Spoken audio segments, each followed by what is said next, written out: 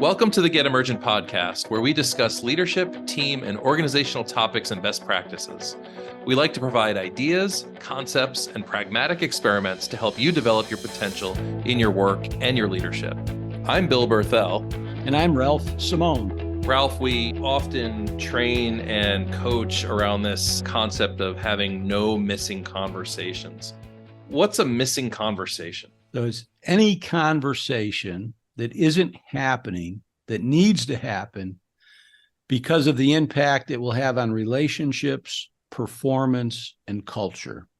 So it's a conversation I'm not having. I'm maybe avoiding it for lots of reasons. And I think the first thing we need to do is leave as little unsaid as possible. So first, have a conversation. I think people are too hung up with having it perfectly.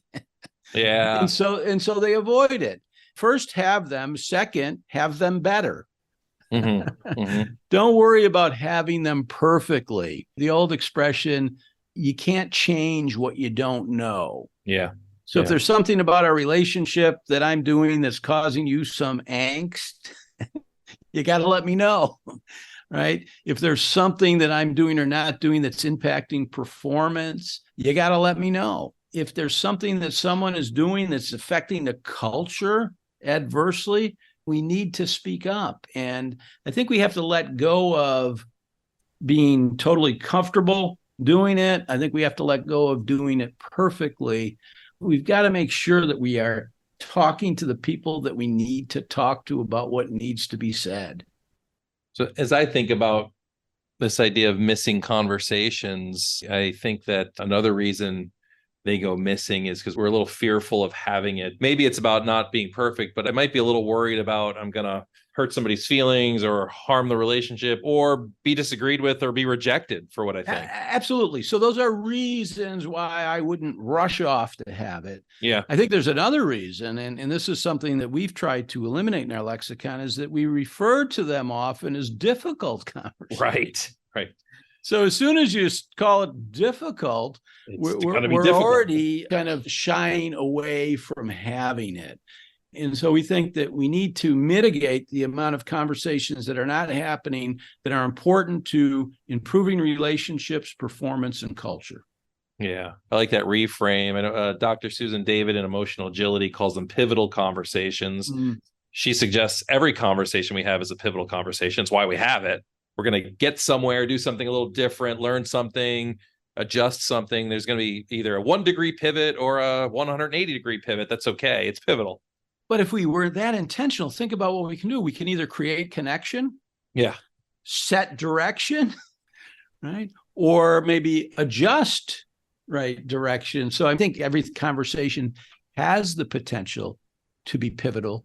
And what we don't want to do is hold on to information that could be useful for someone, right? Because again, if we don't know, we can't act on it. Yeah. And I think some people are, they don't like mixing it up. And I think when we talk about teams, we'll have conflict. And sometimes those conversations can feel maybe a little difficult. But the way that we learn and grow is through people seeing things differently. Absolutely. I think this is really important in teams, Ralph. You bring up teams. Of course, I mean, there can be conflict in any relationship, but teams are really dynamic because there's multiple relationships happening all at once. And missing conversations, if a conversation is going missing, if it's unshared information, if it's even out of just the pressure of time and urgency, right? Maybe we're not avoiding it. We aren't prioritizing connecting. That is going to lead to more and more dysfunction on a team. No question. And one of the things that trips people up is this idea of, well, do I disagree with somebody publicly? Or should that be handled privately? Like the old adage that you praise in public and you discipline in private. I think that gets in the way of things not being said when it needs to be said. And so I do think there are some operating ground rules and some cultural norms that may need to be challenged. I mean, I've had people come up to me after meetings where I've said something that was different than they thought or said, and they'd say, "Hey, you made me look bad in front of my boss. Next time you gotta run that by me before the meeting." And right. I said, "Really?" I said, "First of all, I didn't know it was going to come up.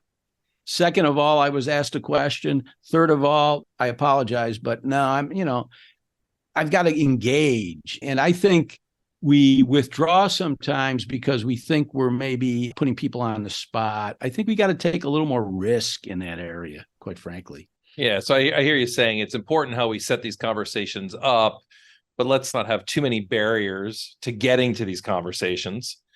How we frame them is important. The context around them really matter, but let's not paralyze ourselves to the point where we're not able to enter into these conversations. Yeah. Operating ground rules or guidelines help you with that, right? We want to have constructive conflict. We want people to disagree. We want people to be respectful, but we don't want people sitting on their hands. Right? Absolutely. Because we won't make all of the best decisions if people are not speaking up. Yeah. I like to ask myself 3 strategic questions when I'm considering entering a conversation, especially if it's something I sense that it might be missing or I've been avoiding. Quite honestly, it's probably missing because I've been avoiding it. And the first is, what do I wish to accomplish by having the conversation? Why am I having this conversation to begin with? And then what do I want as a consequence? Like, what outcome do I want from this conversation? And if I can get really clear on those 3 things, not locked set on them, not just my own expectations, because I haven't had the conversation yet. But if I can get my own clarity on why am I having the conversation? What do I want to accomplish? And what consequence or outcome do I want from the conversation? I'm much more apt to frame it more effectively and actually have the darn conversation instead of allowing it to missing. I might add a 4th thing to that. Yeah, what's that? Is how do you want to show up in the conversation in order to get that outcome? And again, I think it's preparation, and it is framing it in a way in which you can put it in play. No, I like that. I get it that there are topics that might be too uncomfortable to discuss, but I think most people eventually appreciate that the conversation is surfaced. I've been approached with some topics where someone wants me to change something, and in the moment it might be a little hard to hear, but in the long game, it's always been better for the relationship. I've trusted that person more. I've respected them more. So even if I'm not suggesting we're going to lose popularity in the moment, but even if it feels a little uncomfortable in the moment, gosh, I think the majority of these turn out to be really helpful in the long run. If we go back to some of the things we talked about before, humility comes into play. And this is not about being right. Yeah. This is not about making somebody else wrong. This is about us being better. And I usually ask myself, will this make us better? Then I'm going to share it. Now I can work on sharing it better. But if this is something that will make us better, it's important enough to talk about. Then I can work on, sharing it better. And I'm clumsy with some of these things along the way, but sometimes I'll even frame that. I said, this is a little awkward or uncomfortable for me to say, but I think it's important enough to say that I want to get it out. And then what happens is people start to help you get it out.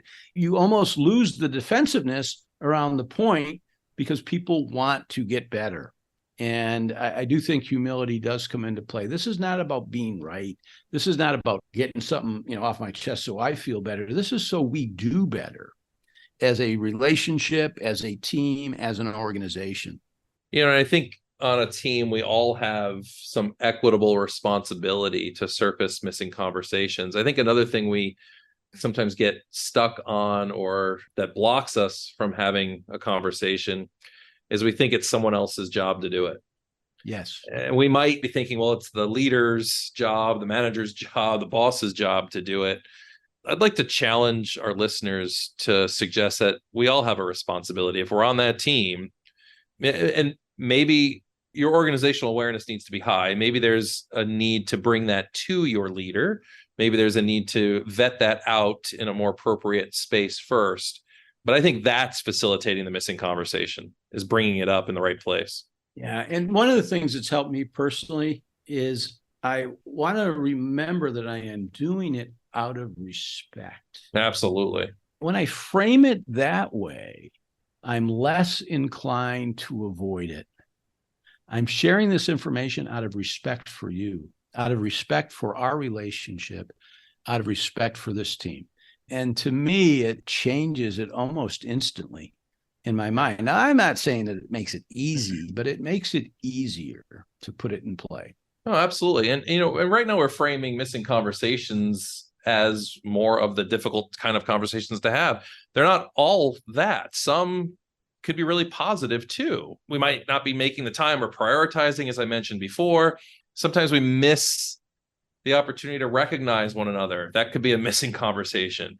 To give one another really meaningful feedback, not anything overly negative or difficult. We're just going about our day and missing conversations. I think that's a great counterpoint. And I'd like to challenge myself and the listeners. What opportunities are you not taking to provide positive feedback to those people who are in support of you and your organization? Take the time, make the investment, and don't allow that positive information to go missing. Yeah, I love it. I think it was Ken Blanchard said that feedback is the breakfast of champions. And I think if we get the opportunity to serve one another breakfast more often, we're going to be doing really good. Absolutely. Ralph, where would you have folks start thinking about having more missing conversations? Well, I think the place that I might start, I might keep a little journal as to what am I not saying? And I might have a journal on the constructive side and on the positive side. Yeah. And then why not?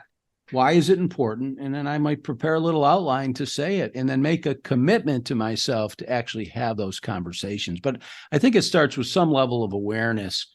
Where am I not speaking up? Where am I hesitant? What conversations are missing for me in my role? I think that's where I would start. I love that. I love that. For myself, I've become more aware of the types of conversations I'm more apt to avoid or not have.